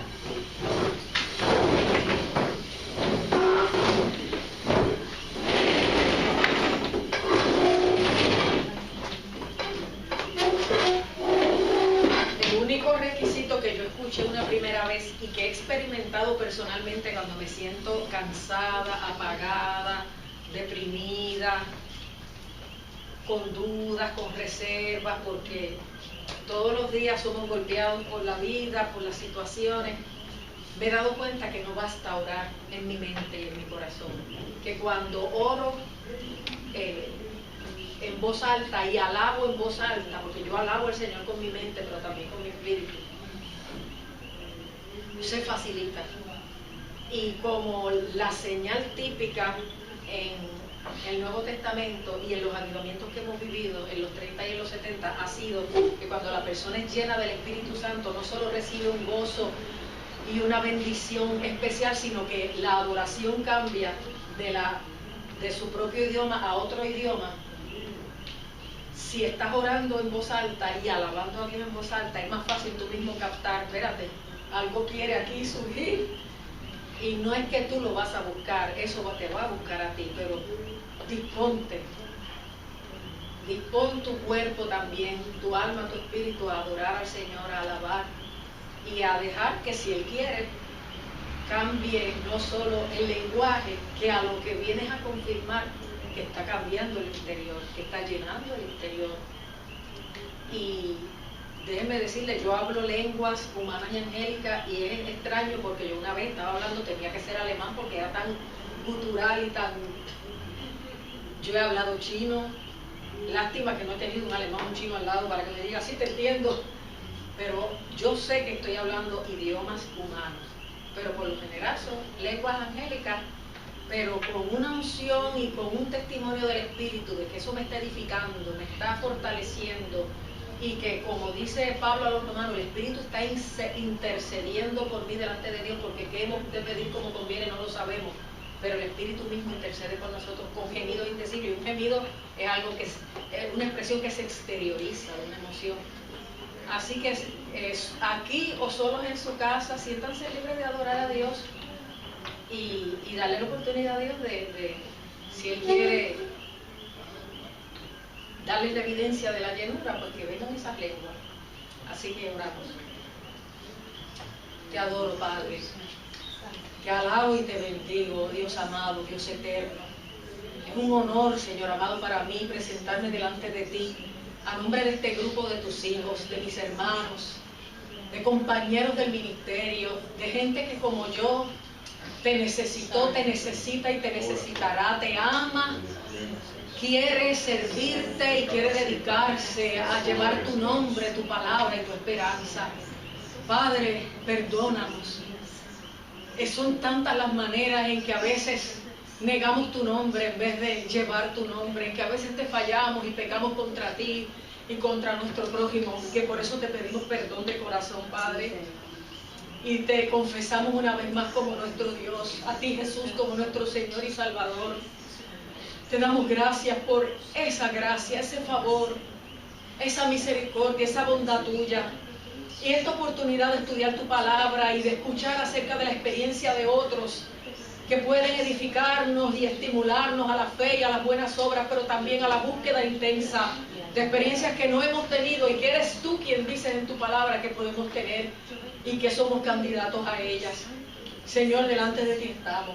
Aquí está nuestra vida. Alabamos y bendecimos tu nombre, levantamos nuestras manos a ti. Te exaltamos, Dios.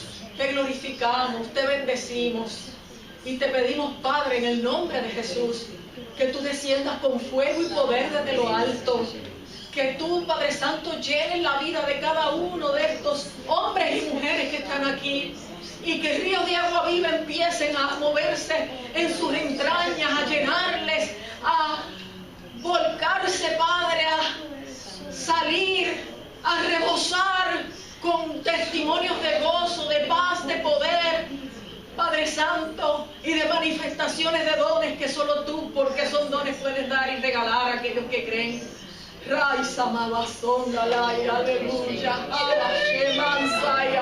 te adoro, Padre. Jesucristo, tú eres el que bautizas con Espíritu Santo y fuego. Yo te pido ahora que vengas con tu Espíritu Santo sobre la vida de cada uno de ellos. Llénalos de ti, llénalos del gozo de tu presencia, llénalos, Padre, de la revelación tuya, que esa fe no fingida que hay en ellos, Señor amado, se avive con el fuego de tu Espíritu Santo y ellos puedan experimentar un nuevo poder, un nuevo amor, un nuevo autocontrol, una nueva gracia operando en sus vidas. Señor, que no cese constantemente en su vida devocional la adoración, la alabanza, la búsqueda, la humillación, la confesión del pecado y sobre todo el desafío a ti, Dios, si no han conocido ese ángulo de tu gracia, de experimentar que tú vienes sobre ellos, aleluya, con poder y visitación fresca. Abba, Shama, Saiki, avanzo, aleluya, aleluya, aleluya. Te adoro, Padre, te adoro, Jesús. Jesucristo, tú eres el Señor. Tú eres el mismo ayer y hoy por los siglos. Aleluya. Tú no necesitas que nadie te ayude. Tu espíritu mismo da testimonio de ti a nuestro espíritu. Bendíceles, quédate con ellos y guíales hacia una experiencia nueva, fresca contigo. Y ayúdalos, Dios mío, a mantenerse siempre en esa búsqueda y en esa presencia tuya, que es la que da la fuerza, la esperanza y las herramientas para poder continuar hasta el final. Gracias, Dios, en tus manos les dejo. Y en el nombre que es sobre todo nombre, Padre, el nombre de Jesucristo, tu Hijo, nuestro Señor y Salvador, que oramos con fe y acción de gracias. Amén. Aleluya. Gracias, Señor. Gracias, Señor. Amén.